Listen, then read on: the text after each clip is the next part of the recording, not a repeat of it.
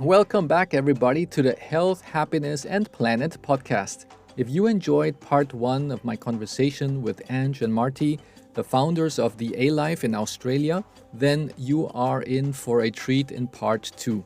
And for those of you just tuning in, Ange and Marty are experts in movement and wellness with backgrounds in osteopathy, dance, and holistic health practices. They have built a thriving community where they help people feel strong, move well, and live a balanced life through mindful movement. In this episode, we dive deeper into practical tips for incorporating movement into daily life. We discuss their top recommendations for those with corporate jobs, how wearing clothes that allow for better movement can improve your day, and the impact of automation on your movement habits. Ange and Marty also share their insights on transitioning to barefoot and minimal shoes, the benefits of barefoot walking, and why foot function is crucial for balance and overall health. Finally, we wrap up by discussing the A-Life membership and programs, as well as the exciting retreats and online courses that Ange and Marty offer to help people take control of their health and movement practice. If you're looking to dive deeper into mindful movement and make sustainable changes in your daily life, this episode is packed with tips and insights you won't want to miss. So let's get into it. Here's part two of my conversation with Ange and Marty from the A-Life. And in the case of people who are in the corporate world and they do have to work many hours at the desk and they have to do this computer job, what would be your recommendation for them? I was actually going to say before when we were talking about the floor sitting is because a lot of people might be like, okay, we've just heard this, I'm going to sit on the floor. But if you've I work a corporate job, I'm a lawyer. yeah, but if you've been coming from that job and sitting in a chair and then you go to sitting on the floor, it's probably going to feel quite uncomfortable. Just there is a transition, just like if we talk about barefoot shoes, there is a transition to go from to start adapting your body back to how it was designed. So 0 to 100. yeah, you don't want to go from 0 to 100. So what is a good idea is to use a bolster or use a cushion when you get on the floor to elevate your hips. And you might start with like 2 cushions and that's okay. And then you just slowly decrease that. And I was going to say what that will do is first give you a lot of pelvic awareness and make you able to feel your neutral spine, because when you sit on the floor, if you're quite limited in flexibility, you'll probably feel like you're stuck and tucked under and your back can't really move. So by elevating your hips, it's going to free up a little bit and you'll be able to find that neutral spine. So just like you do that on the floor, if you're sitting in a corporate chair, you can actually do the same thing. You can sit yourself at the front of the chair, maybe get a little rolled up towel so that you can actually free up your pelvis and be able to move from, the front, rocking forward anterior tilt and posterior tilt and find more of a neutral pelvis. But I would say the other thing is just, like we said before, variability is key. Like some people switch to a standing desk when they're like, oh, sitting is the new smoking. But it's not necessarily the sitting, it's the sitting one position too long. So, your best posture is your next posture, being able to shift from one to the other. So you want a desk where you can go from standing to sitting. Still, even if you're doing that, you still want to be taking breaks where you can go somewhere for a walk and come back. You want to be still taking your movement snack breaks in between all of that. So it's definitely variability of movement is key. If you're like stuck in an environment where you're in a corporate job, you just have to try and emulate a more of a natural environment. Like if you think back when in the Paleolithic era, like there weren't these things there. And if you think, what did humans do? Like probably just sort of shift from one position to the other, maybe go and hunted. Yeah, and then have bursts of other movements. So yeah, you kind of just want to find the best way you can to sort of emulate that. And when it comes to those corporate workers, it's funny because Ange had a lot of patients like that, is a tip for the males especially is like wear clothes that are movable in, because we found that, and we get it, you have to have a particular look, especially in corporate, but there are clothes out there. I bought these, I can't remember where the brand was, but I bought these pants for a wedding we had to go to, and I was saying to Ange, I love them because I can actually dance. I can do the splits in this in these pants. I could squat and would not rip, and that's why wearing clothes that will help you.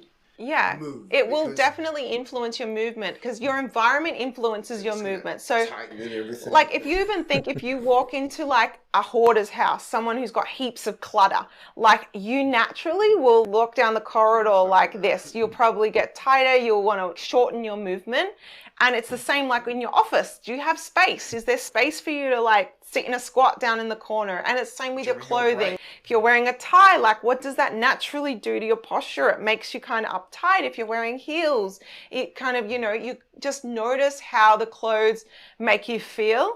And you want to be able to definitely shift into clothes that are more movable, that you can access more ranges of motion. That's a good point. Okay, that's really good. And yeah, I definitely remember from the days I had to wear a lot of neckties and a lot of suits. And I remember how stiff I felt compared to today. And one of the things which I also noticed that helped me a lot during those days is if you're working in an office where you have meetings, and instead of just going with the elevators back and forth, why don't you just take the stairs? Yeah, and that's already just adding something to your habits. Yeah, and you just changing a little bit from your habit, but then it's just adding to your movement throughout the day. So it's just little things that could really help. Yeah. Those like habit stacks are great ideas. Like there's just so many little things you can just do add on at one at a time. Like if you think overhead, like shoulder range, like how often do we actually reach our hands on a daily basis over our head, like intentionally? So like every time you walk through a door, maybe you reach your hands and try and reach to the top to actually like stretch your lats. And so there's tiny little things that you can just make little rules around, that things that you already do, like you already go and get your morning coffee. What kind of movement habit can you stack onto that? Yeah, I'm a big fan of that. That's a really good idea. Wow, that is really nice. I like that. Yeah. And then again, I was just thinking about the office look when you have the suit and necktie. And then if somebody would want to do that, yeah, first of all, I don't think that my suit would allow me to get my arms like all the way up there. And if I would really try to stretch my suit that way, then at the end my shirt will be sticking out on the bottom. Then I would have to be tucking it back in again. Yeah, so that's annoying. You're so worried about the way how your clothes fit to you, because at the end of the day you're just avoiding all that different type of ranges of motion that you could be doing. It's so funny how our clothes, how we've been influenced to like wear certain things. Like we were talking about chasing the sun, and like I know like once I was doing my research on health and things, and I found how important it is to get sun on your skin, like not just be in the sun, but we can all be in the sun, but if you're fully clothed, then you're actually not receiving all that great vitamin D and all the things. And so like I used to always wear leggings. I was like always wearing leggings, always wearing, especially when we're dancing, always wearing baggy clothes, all that sort of thing. And then when I found out, I fully understood the benefits of getting regular sun exposure, I started like being like, stuff it. I would always go for a walk in a crop top and shorts and stuff. And like, it wasn't like a vanity thing at all. It was purely because I wanted to make sure I was getting like a good percentage of my skin exposed. So if you think like even just in terms of like clothes, are they flexible, but is it also like doing things like that? You go for your walk, are you actually go in the sun to get those benefits of like serotonin and all those things? But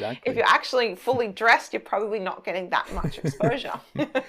That's right. That's right. And now that we are actually on that topic, being restricted from your clothing and maybe those leggings that you had, and now comes even the topic about shoes. Yeah, like sometimes people's feet don't even get any sun exposure at all because they wake up in the morning, they put their slippers on, then they go to work, they put their shoes on and their socks, and then they come back home after work, they put on their slippers again. So their feet never get, first of all, fresh air. They never get to see the sun. So tell me a little bit about your experience on that area as well as from wearing shoes, or maybe not wearing shoes. Yeah, it's been a journey, a transition from going from our dancing to where we were like Air Force One, high top, whatever they were. And then we went into the Vans, like, when we started to get all minimal, we'd go into moving into minimal shoes. I forgot how tight those But I used to have recurrent ankle sprains, like I can't, like, probably every few months I would get an ankle sprain and just be like, oh, it's just because I dance. Like, that's just why I get it. Hard. Yeah, really interesting now I look back. But then I can remember the time when the Vibram five toe shoes came out. And we were sort of interested in them. We weren't really that into it yet, but that intrigued us. Well, that company actually got in trouble because they were telling everybody to just go barefoot without actually showing people how to run barefoot. Which totally happened to us, which is what happened or me. to her. Because I got a pair of those and I started running at the same time, thinking that I'm like, I've got these and I'm going to start a new running habit. And that was the start. She was a heel striker too with the barefoot and I had shoes. a terrible running technique as well. And so there was just a recipe for disaster. But so we really had to go slow in that transition. You know, like I still had heels. I was still wearing heels when I'd go out, that kind of thing. So there's just so many layers to moving to a barefoot lifestyle. We actually we started a long time ago, and then we got out of it because we were doing it incorrectly, or at least you were. I'm like, I don't want to hurt my foot. And then, yeah, we kind of scared ourselves. But then when you actually start to understand, I'm like, oh, that makes sense. Yeah. I think when it clicked about the power of having like good foot mechanics on the rest of the body, and realizing that if you're literally putting your foot in plaster, wearing a shoe, and it's just not able to move, the upstream effect that it's going to have on the rest of your body. So then we were like, okay, how do we move slowly into, this work? Like you said, the whole transition thing, because that's when you went from 0 to 100, because she had these like books that was like the heel was that thick when you were running in it. And she goes, because I had a wide foot or something. I can't remember what I was told. You went from 0 to 100. This is why it hurt her foot. So we didn't transition gradually to bare feet. And then obviously down the track, when we started to know more about it, we started to do that. Which one did we start with? Yeah, but I think at the same time we started working on our deep squat, and we started doing like kind of rewilding our ability. You had a great squat anyway, but me, my ability to deep squat. And so we started with some barefoot shoes, but then also just taking off our shoes as well. We went on a hike with this group. You probably know the Foot Collective. They did a barefoot hike, and I remember being so scared going to this hike because we felt like kind of fake, like barefooters, because we were like, we've never done a walk, like a proper walk barefoot before, even though at the time we were wearing barefoot shoes. But there's a difference between, as I said, it's the stages, wearing barefoot shoes and actually not exposing your feet to the earth. We brought our shoes secretly with us just in case we completely failed. But actually, like, I can't tell you how amazing it felt. Like, we went through water, mud, stones, like everything on this walk, and we got so many like people talking, like going like, what are they doing? Like things like that. Got leeches and stuff. We got leeches, and through the river. But that kind of was then like, oh, okay, there's barefoot shoes, and then there's actually being barefoot. You know, we found, for me, I found in that process, I already thought I had wide feet. My feet actually got wider, which is quite hilarious. And just working on the mobility, and there's kind of then no going back, because once we started on that journey, I think I went to buy a pair of like something else, and I was like, oh my God, these feel terrible. They're just like compressing my toes. And so we literally can't go back now. There's just no going back, so because once you get that feeling of how, it's that whole thing we started with, is sometimes we don't know how good our body's designed to feel, because we're so conditioned one way that we're just like, shoes are uncomfortable. That's just how they are. You know, that's just part of life. You're going to get a bit of toe pain. We're going to get a bunion as we get older. We're just kind of told like that's normal. And so but then once you start, you know, going down the rabbit hole of something else, and you realize how good you feel, then you just want to like share it with everyone, and the benefits of it as well. So, you know, there I also gave myself a challenge similar to, I think you did as well, of like, I'm just going to go barefoot for a month. You know, we live in like north side of Melbourne, which is like outskirts of the city. So it's a concrete jungle where we are. So there's not very clean. Not very clean, not very few parks. And I think like for me, the purpose of shoes is really just to protect your feet from like glass, and there is some parts of Brunswick where we are that you probably do want to wear shoes. Exactly, yeah. We do live in an area where you'll have broken glass in the area. But I was like dedicated to it, and we did a similar thing for a deep squat. Like we challenged ourselves for every day for 30 minutes to sit in a deep squat. And sometimes, yes, we're in it for the long haul, but sometimes it is good to throw yourself into a bit of a challenge and let your body adapt a little bit quicker. And so those kind of things have been, really fun to kind of see what happens when you do that to the body. The cool thing about Barefoot is we've started Halo, obviously. How many times has she worn shoes going out? We could probably count. On our hand. She started walking at 10 and a half months, like taking a few steps. Mm-hmm. Now that she's completely walking, we can count on one hand the amount of times we've taken her out wearing shoes. And it's funny. Yeah, she never wears shoes. No, and when we go to Bush Play Group, it's pretty cool because we'd get her walking bare feet and she's on stones. She doesn't flinch at all. It's uncomfortable. And it's funny, the other parents and the instructor running the class like, wow, isn't that uncomfortable for her? Well, clearly not. She's walking smiling and running with confidence and she's happy. And it's pretty cool to start her off like that. Now, remember there was this clip they say, so if you put babies on grass, their legs will immediately come up because they want to avoid it. They don't want to touch the grass. Not our kid. She's just like, she doesn't like the feel of the ground. It's been really cool, like seeing a foot as it's meant to be, like, her toes really splay. You could see even her like fifth toe really like grab down, and even getting up, like she's on the sides of her feet, the insides of her feet. And that whole, we get injured in ranges we don't train. Like, this is why, a lot of the time people see some of the stuff that we teach and they're like, why would you even want to do a squat with the soles of on the outside of your feet sort of thing? And it's like, if you think of when you sprain your ankle and you roll your ankle out, if your ankle is trained and strong in that position, the ligaments are not going to freak out and sprain. So, there's just so many benefits to, I say like exposing your feet to vitamin T, vitamin texture. So getting your feet under grass, under stones, under sticks, and waking up, there's just so many nerves in the bottom of the feet, and they can like send messages up to our brain to affects our posture and affect just so many things that, we're just missing out on so much if we're just dulling those senses in the feet. Yeah. And I think it's probably for a reason that we were created with so many sensors under our feet as well as our hands, because we need to know what we're stepping on with our feet. So it's for a reason that we were built that way, to have all these sensors under our feet, and that we can really adjust the way how we're walking, and also when we're getting all of that acupressure. So that means like those people like from the Chinese medicine who know which spot in your foot is linked to which organ of your body.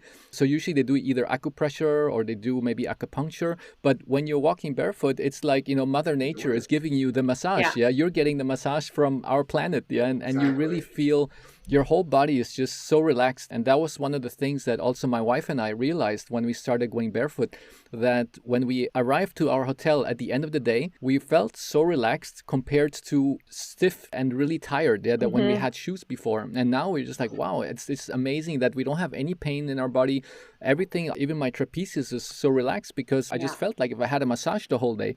And that is truly, truly amazing that we realized that our bodies were meant to walk barefoot and not meant to be placed into a cast.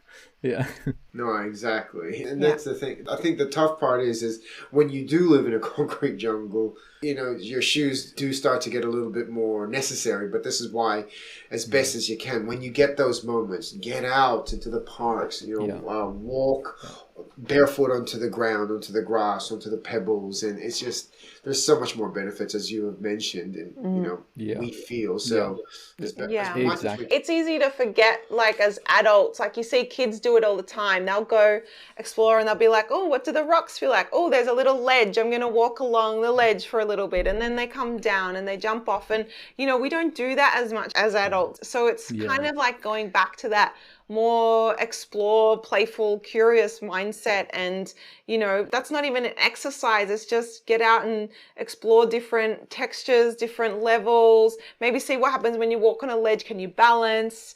All those things, if you're doing them daily, really add up. And I think it's a pity that barefoot is almost like linked to, you looking poor or homeless. Because I remember we had a family friend. Their son was walking around the hotel bare feet, and then he goes to his wife, "Get him to put his shoes on. He looks like a bum. He looks homeless around there." And we're like, let him walk bare feet. It's good for his feet.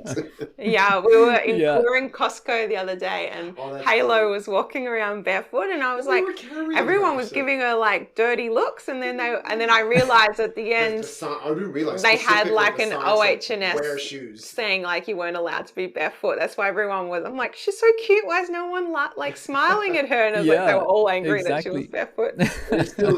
Even in the gyms sometimes, like it really depends on which. This is where I find such a pity. In the gyms, like it's 50-50. You got like, especially the commercial ones, usually you have to wear shoes. The more private gyms are like, do what feels good to you. Because when it comes to lifting, doing it barefoot, like as in on the barbell, deadlifts, back squats, do it bare feet, but then, we always get all our students to, which is okay at home, is to do all our workouts barefoot. So they're, you're getting work on your foot function and balance all at the same time. It's all a workout. And unfortunately, there's just so many gyms that don't allow it, which is, because I'm sure if you dropped a weight on your runners versus your foot, it probably wouldn't make that much difference. It's still going to hurt. Exactly. Your foot. That's right. And I think also intuitively, I also think of my daughter when she was small, and she also wanted to be barefoot everywhere. But as soon as we were trying to put shoes, she was just kicking, and she was like, no, she don't want it. And that's why it's just like, it's our intuition, yes, as humans.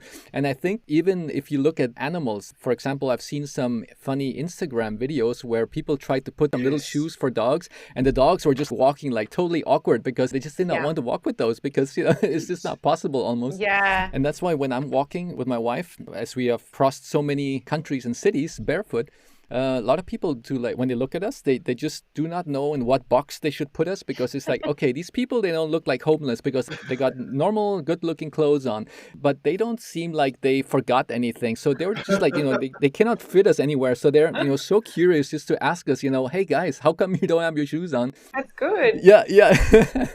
And like, don't you get hurt? And then we just point at our dog and say, look at our dog. He's barefoot all the time. How come he doesn't get hurt? Yeah. Or how come your dog doesn't get hurt? And then they really start thinking, it's like, yeah, that's actually true. Yeah, I'm not like coming home and treating my dog with all cuts and wounds from his paws, because it just does not happen that often. Yeah. And also the plus side is that you become more aware of the present moment, because when I know that I'm walking out there in the street without shoes, I'm not thinking of my next email. I'm not thinking of my next problem that I need to solve. I'm fully there, and I'm just looking at every step I'm taking, because I know that I could just step on something that's going to hurt, or that I would not want to step on something, because in the cities you can always come across all kind of stuff. So therefore, I'm so in the present moment, and I'm always scanning my environment. And I think one of the other things which is very important for people, if they have that mindset to become older but still be able to be strong and mobile and have your balance, I think one of the best things you can do is to go barefoot, because I realized how much strength my feet have today compared to the way when I used to wear shoes in the corporate world. Yeah. And I barely trip anymore. I barely lose my balance. If people say, do a test, stand on one leg and see how many seconds you can stand there. And I do it. I'm like, okay. And then what? And he's like, well, count the seconds. I'm like, I can count the hours. Nothing will happen. I'm standing in one leg. Yeah. And he's like, wow, that's amazing. Yeah. So Totally. that, I think when people get older, and I have seen the statistic on how many people actually get hurt because they fall down, because they lose balance and they don't have any more that coordination between their foot and their mind and their body. And that's because they really have made their feet and their whole body weak, because they do not have that balance anymore, because they never use those intrinsic muscles. And for those people who are actually barefoot and strengthening those muscles, they have more balance. Also the way how their foot is flexible, to adapt to all of the different positions. So that, I think, also will reduce the number of falls and imbalances that you might have when you get older. Yeah, those like thousands of nerves under the feet, they're there for a reason. Like they're there because every time we connect with the ground, it sends a feedback to our brain and works on our proprioception, which is, how we are, where we are, a plumb line in space. And if we don't have that, we start to look. We're going to always look down. And, you look at old people, what happens? They end up like looking down, they end up curving their spine. And then if they're doing that every day, they lose their ability to become upright, and then it just becomes they're feeding into that negative cycle. Then they become fearful of the ground, and so you look down further because they're scared they're going to fall because they're not using their feet. So they're just feeding into this negative cycle. So you're right, it's just such a simple way to start building strength in your feet, to start rebuilding your balance, which it's like one of the leading causes of death in elderly, I think, is falls, which is wild. It is sad that like we've got some relatives too that just as simple as walking down a hill can be terrifying for them, and that they have gone to that point where they're so deconditioned, and you kind of just gotta go, oh, that's why you're afraid. I mean, how can you be afraid going down? But then when you look at where they're at in their body, it's just. But you can start so simply. Like I always say, it's never too late to start. The best time to start was probably like 10 years ago, no matter what age you are. But the second best time to start is like right now, you know. So it's like just standing on one leg, holding on to something, or whether you're transitioning into finding a more shoe that's got more flexibility, that's flat, it's got a wider toe box, and just starting to make those changes. It's never like, oh, I'm too old to make those changes. You totally can just start and by bit, you know, start to get some of that function back. That's what kills people is when they say, I'm too old. That's That's what's going to kill you. That's right. Yeah. Time for a quick break to mention that the sponsor of this podcast is Wave Business Excellence Footprint, a digital training company deeply committed to your career development, personal growth, and the well-being of our precious planet. Dive into a wealth of knowledge with over 20 courses available on our website, www.wave-bef.com. Tailored for both managers and employees aspiring to become tomorrow's leaders.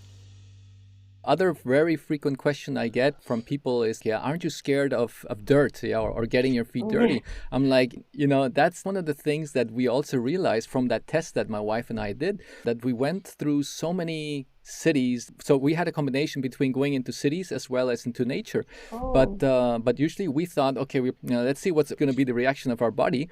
But what we noticed is that our immune system got much, much healthier by being in contact with the dirt and with all that that you find out there in your environment. Because we used to catch colds like once to twice a year. And since we've been barefoot now, since 5 years, we're thinking like, wow, we haven't caught a cold since then. So we don't get the flu anymore. And our bodies, we just feel that our immune system is much, much stronger than it used to be because, we are constantly adapting to the environment.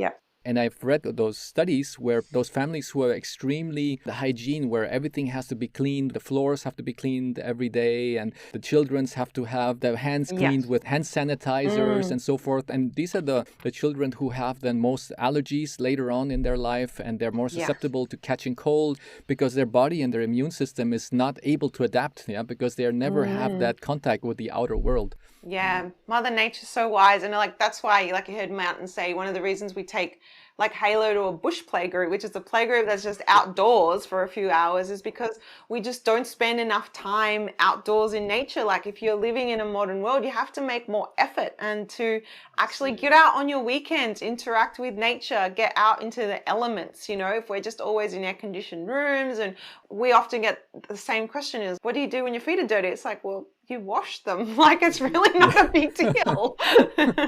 We can really make excuses, and it's like it's not that bad. People are afraid of something that they don't understand, they don't know. It's like, you're gonna step on glass. Oh, isn't that painful for your feet? When they don't know what, they don't understand it, it's perceived as terrifying, scary. Yeah, that's the whole thing. Transitioning to it. That's right. That's right. And I think that's the perception that I had before as well. I was thinking, okay, how am I going to walk in the city with all that glass and with all those sticking out nails everywhere? But first couple of weeks, I was super, super aware of my environment. But I was thinking, hey, but actually there is not that much glass as I thought there would be. And of course, on the other side, our human body is such an amazing body that it adapts. So that means that your feet start getting like its own shoe sole. So the skin of your feet just starts getting more resilient. It gets thicker. It adapts. So that means that when you step on things or when you walk on gravel, it's not going to be as painful as it used to be before because you're already adapted to it. And what we noticed for my wife and I, that our foot, not only that the skin got stronger, but we did get like a cushioning. So it's like a cushion between your skin and your bones in your feet. So you have like a cushion in between. And that cushion got like, I would say at least probably like half a centimeter or so. So it's like our Nike Airs. Yeah. So Built we're like, in. whoa, yeah, we have our own built-in cushion gel on our feet. Yeah, so I don't have to have those super expensive sports shoes that will have that built-in gel because we have our own padding. And since we have that, we barely got any injuries anymore. So, like when the dogs, if you look at the paws of the dogs, yeah, that they're like really cushiony. That's what happens to your feet as a human being as well, because we are just animals as any other animal out there in nature.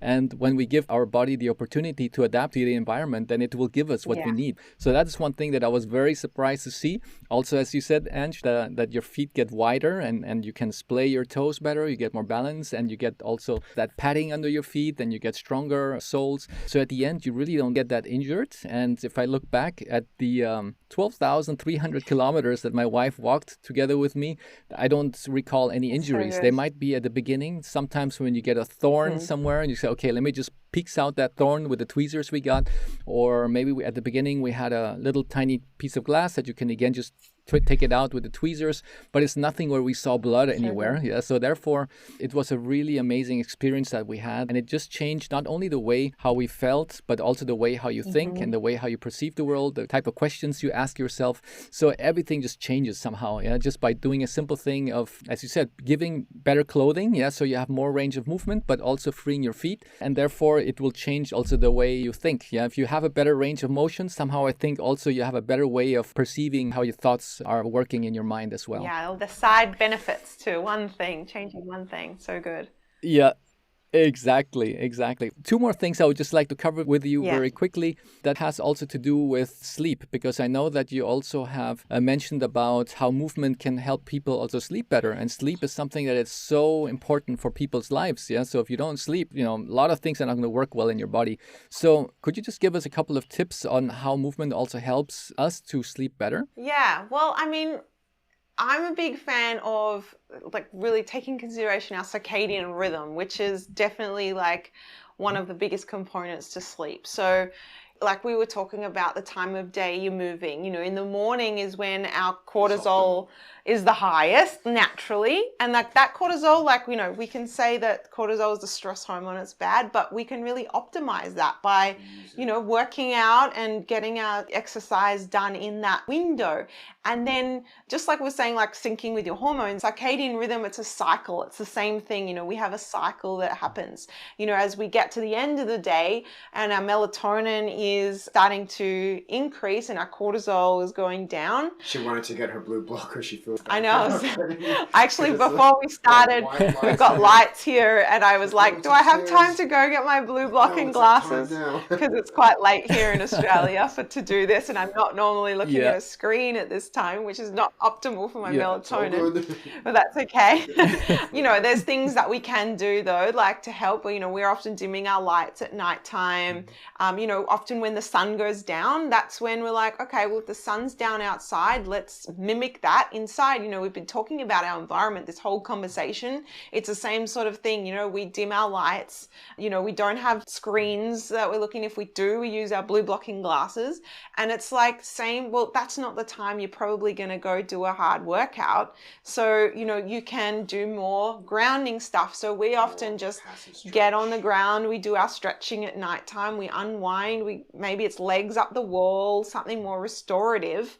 And by taking into consideration releasing fascia, winding down our nervous system as well, taking some slower breaths, we're able to better prepare our body for sleep. And so that's going to help us have a restorative sleep. Sleep is where growth hormone is produced, and that's going to help in our recovery.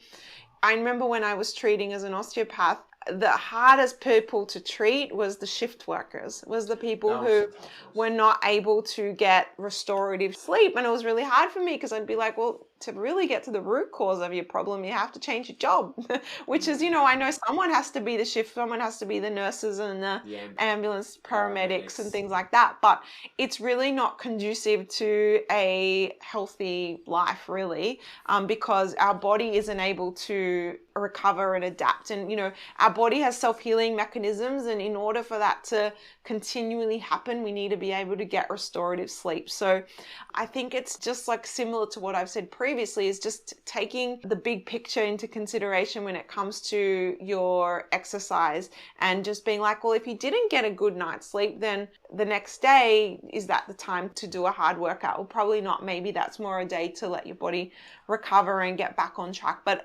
generally sleep hygiene things, I try and keep to similar wake and sleep windows, like within a half-hour window is really like one of the most important things. In the morning, when the sun comes up, and that sort of first, probably before 10 a.m. is to get outside and actually get sun on your skin. So, maybe that's when you do your walk, lymphatics happening, the circulation going, it's sun on your skin, and then you come back and do a bit of mobility. Like maybe that's part of your morning routine.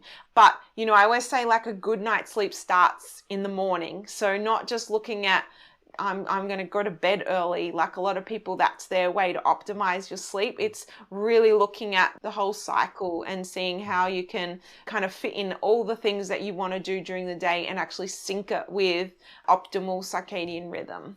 Obviously, the conditions aren't always perfect when you have a 1-year-old. Throw in a baby, that's not going to really happen, but you just do your best. All things considered, our baby's actually done great. She's really only given us, like, it's sad because I hear some parents say, last time I had a good sleep was before she was born. You know what I mean? But definitely not the case for us. Like, we've definitely got times when we don't have great sleep, but she's been very well. But we have been able to kind of biohack a little bit our way through that by things like if she wakes up during the night, we have a red light lamp in our bedroom. So, we just turn on that light. We don't turn on, if when we were waking up during the night, we really avoided getting on our phones at that time. And it's funny, even in those times when we were really sleep deprived, it's amazing how much better you feel when you've moved your body, even when you kind of didn't feel like doing it before because we was tired and sleep deprived.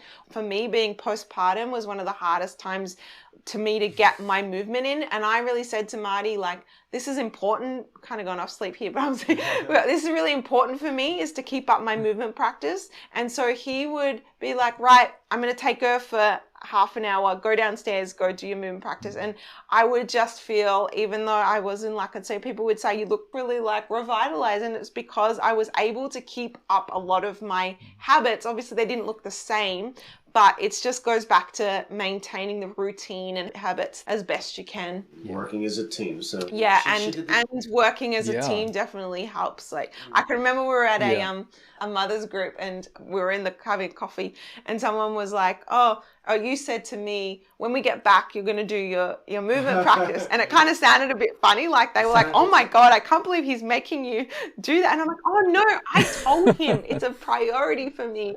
You need to help me to get it done. And so he would just sweep her away and help me. And so it definitely helps working together and being a team on your goals. I love taking her out and just like, now that she can walk, I mean, I loved having her on me when we had her in the carrier.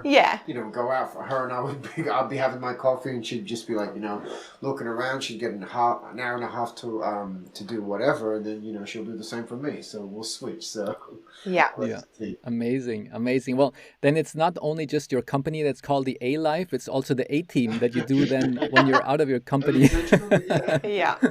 Work and life, it's all combined. That's why we say life balance. Fantastic. Yeah, that's really good. And I think also, as you are so aware about movement, that if your child is getting so much movement throughout the day, then of course, most of the time they will sleep a little bit better at night as well. When parents promote their kids to be out there in the park and play with others, climbing trees and doing all kind of things that kids usually do, if they don't have that, then they just have too much energy at the end of the day. So then, they don't sleep that much. So at the end, if you really had them do all of that movement and all of that playing, so that by the time they get home, they're just totally exhausted and they just go to sleep and, and hopefully just sleep most of the night through. And that's definitely, again, thanks to movement. Totally. Yeah. It makes a huge impact. Yeah. That's right. Yeah. And also what you mentioned, Ange, like sometimes you have like that barrier, like, wow, I'm a little bit tired. Probably I would like to just lie down and rest. But if you think about the outcome, that you know that if I do now these 10 minutes or 20 minutes of that movement, you already just think about how am I going to feel when I'm done with that.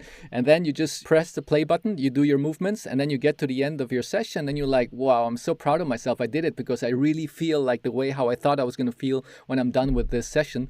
And then you just feel again that just like reborn. Yeah. No one regrets moving your body. Like it's always a win. Yeah. Always regret. Exactly. Yeah, it's the other way. Fantastic.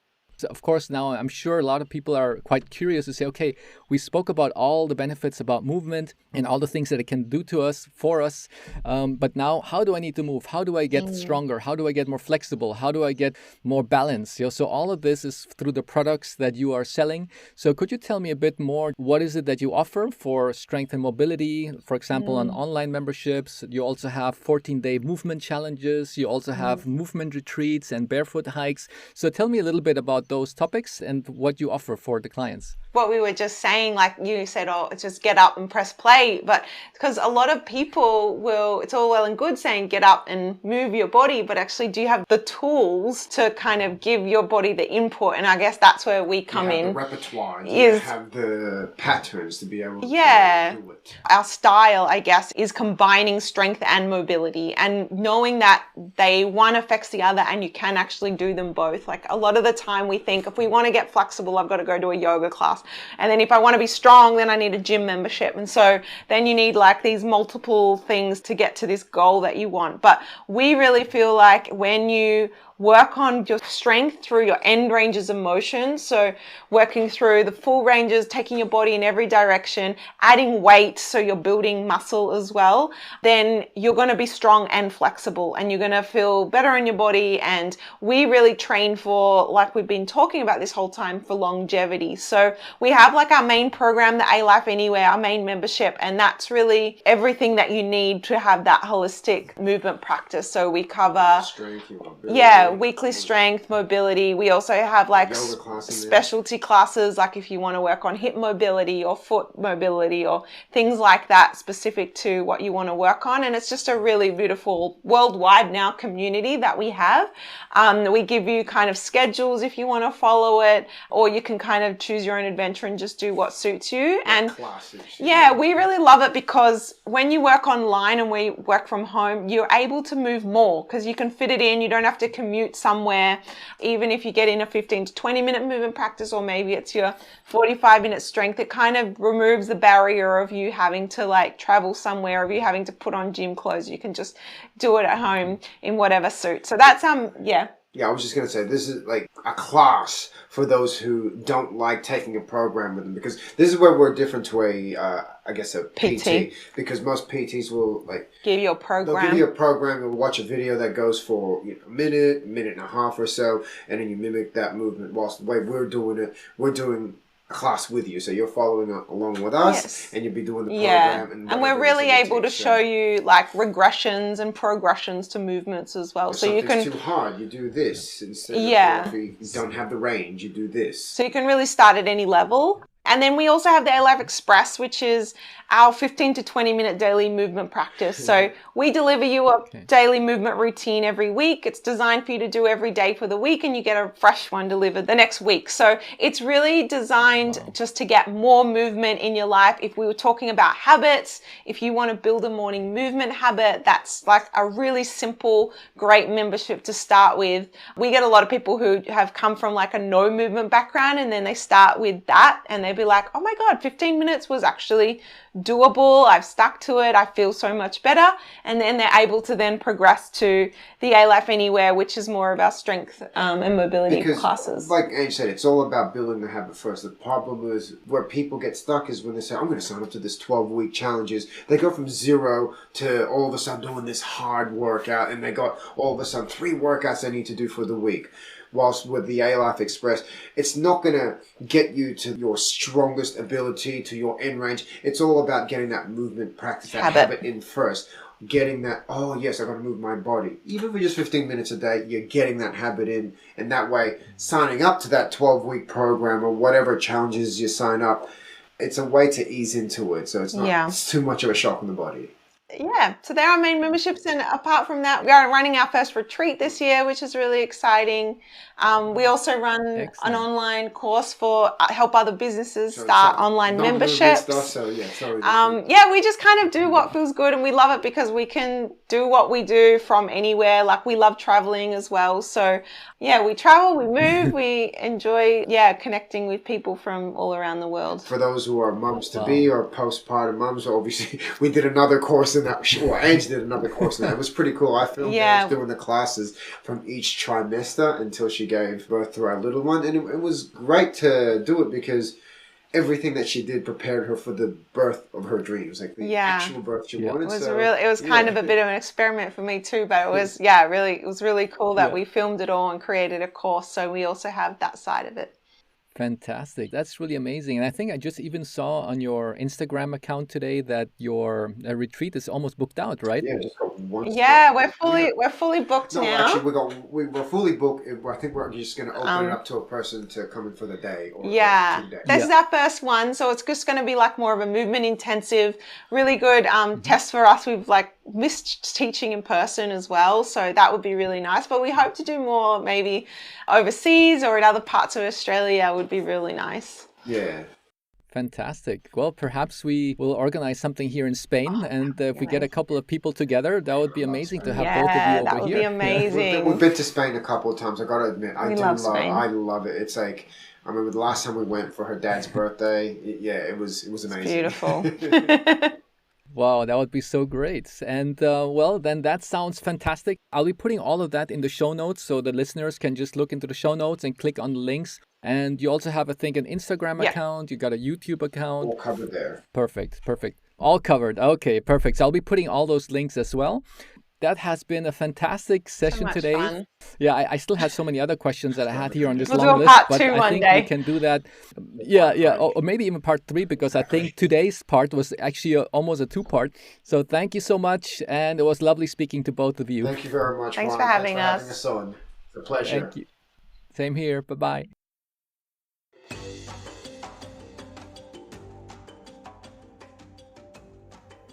And that concludes part 2 of my conversation with Ange and Marty from the A-Life. I hope you found today's episode full of useful tips and actionable advice for making movement a more natural and enjoyable part of your daily routine. We covered a lot, from movement recommendations for corporate jobs to transitioning to barefoot shoes and the importance of foot function and balance. Ange and Marty really emphasize how small changes can have a big impact on your health.